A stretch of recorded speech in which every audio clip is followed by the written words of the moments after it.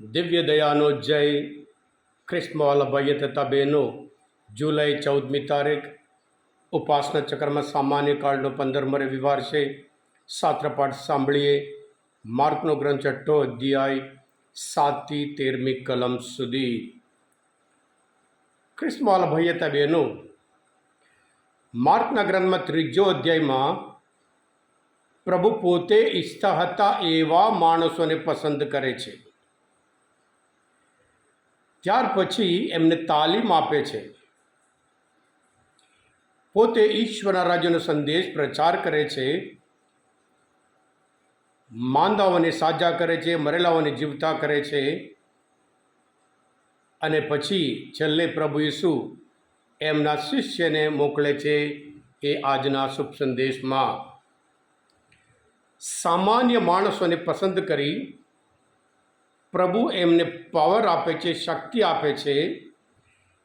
જે કાર્ય પ્રભુ ઈસુ કરતા હતા એ બધું કાર્ય હવે એમના શિષ્ય કરવાનું છે. માંદાઓને સાજા કરવા, મરેલાઓને જીવતા કરવા, અપદૂત વળગેલાઓને સાજા કરવા, આવી રીતે અદ્ભુત કાર્ય કરવા માટે પ્રભુ ઈસુને સ્પર્શ કરે છે, શક્તિ આપે છે, પાવર આપે છે. સાથે સાથે કેવી રીતે જવાનું એ પણ, કે એમની સાથે કશું જ લઈ જવાનું નહીં. પૈસા નહીં, પગરખા નહીં અને પહેરણ નહીં. જે પહેરતા હોય બીજા નહીં. અને એવી રીતે ખાલી હાથે જવાનું છે. જ્યારે એમના હાથ ખાલી હોય ત્યારે ઈશ્વર એમની શક્તિ, એમનું પાવર, એમની કૃપા, એમનો આશીર્વાદ ભરપૂર વરસાવે છે. અને સાથે સાથે કહે છે, જે લોકો તમને સ્વાગત કરે ત્યાં રહેજો, આ કાર્ય કરતા રહેજો. જ્યાં લોકો તમને સ્વાગત ના કરે, અસ્વીકાર કરે, પગ ખંખેરી નાખીને આવજો. એમ કરીને સાથે સાથે એમને કહે છે, લોકોને હૃદય પલટો કરવાનો ઉપદેશ આપવા લાગ્યા. અને પછી ઘણા બધા આપદૂતોને કાઢ્યા. બધા માણસોને તેલ લગાવી તેઓ સાજા કર્યા હતા. હા ખ્રિસ્તવાલા ભાઈઓ તથા બહેનો, ઈશ્વર હંમેશા સામાન્ય માણસોને પસંદ કરી શક્તિશાળી બનાવે છે. આજના પહેલા શાસ્ત્રપાઠ આમોસ, એક ભરવાડ, એક ખેડૂત હતો. એને ઈશ્વર પસંદ કરી પૈગંબર બનાવે છે. દક્ષિણ યહૂદામાંથી ઉત્તર ઇઝરાયલ મોકલે છે, અને લોકોના જીવનમાં પરિવર્તન લાવવા માટે. અને એવી રીતે પ્રભુ જાકી એને પસંદ કરી સંપૂર્ણ ત્યાગ કરવા એ તૈયાર થઈ જાય છે. જે પૈસાની પાછળ પડ્યો, હવે બધું આપી દેવા તૈયાર છે. યોહાનના ગ્રંથમાં 3જો અધ્યાયમાં 4થો અધ્યાયમાં એક સમાર્ય સ્ત્રી એ પ્રચારક બને છે. આવી રીતે પ્રભુ અદ્ભુત કાર્ય જે વ્યક્તિને પસંદ કર્યા હોય એમના દ્વારા એ કાર્ય કરાવે છે.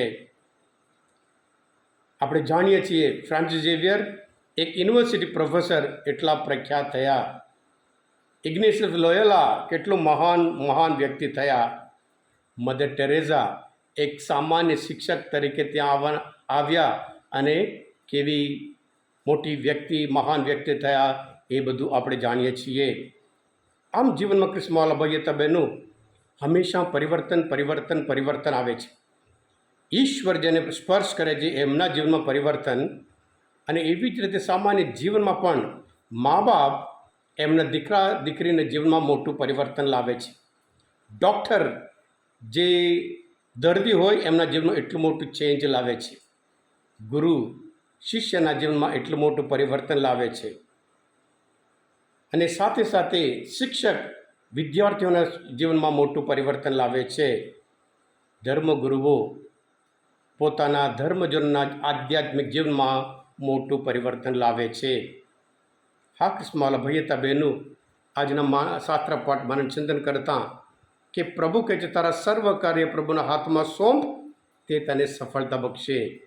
જેવી રીતે પ્રેષિતોના જીવનમાં, જેવી રીતે આ આમોસના જીવનમાં, જેવી રીતે આ બધા વ્યક્તિઓના જીવનમાં કર્યા હોય, એવી રીતે તમારા જીવનમાં પણ પ્રભુ અદ્ભુત અદ્ભુત કાર્ય જરૂર કરે છે. જ્યારે આપણે હાથ સંપૂર્ણ રીતે ખાલી રાખીએ એ એમની કૃપા એમનો આશીર્વાદ વરસાવી આપણે ભરપૂર કરે છે. આપણે દરેકને પણ એ મહાન વ્યક્તિ બનાવવા તૈયાર છે. હા કૃષ્ણવાલા ભાઈ તબેનું આ મનન ચિંતન શાસ્ત્ર પર સમજવા માટે, પ્રભુ ઈસુની શક્તિ પાવર ઓળખવા માટે તમને મદદરૂપ થયા હોય, તમે પોતે દિવ્યદાન સંદેશ સબસ્ક્રાઈબ કરજો અને બીજા માટે પણ ફોરવર્ડ કરજો, જેથી કરી તેઓ પણ એમને પણ ખબર પડે કે પ્રભુ કેટલું મોટું પરિવર્તન એમના જીવન પણ ચોક્કસ લાવી શકે. તમે બધા આશીર્વાદિત છો, તમે બધા અભિષિક્ત છો. પ્રભુ ઈસુ, હું તમારામાં વિશ્વાસ રાખું છું. બોલો દિવ્ય દયાનો જય.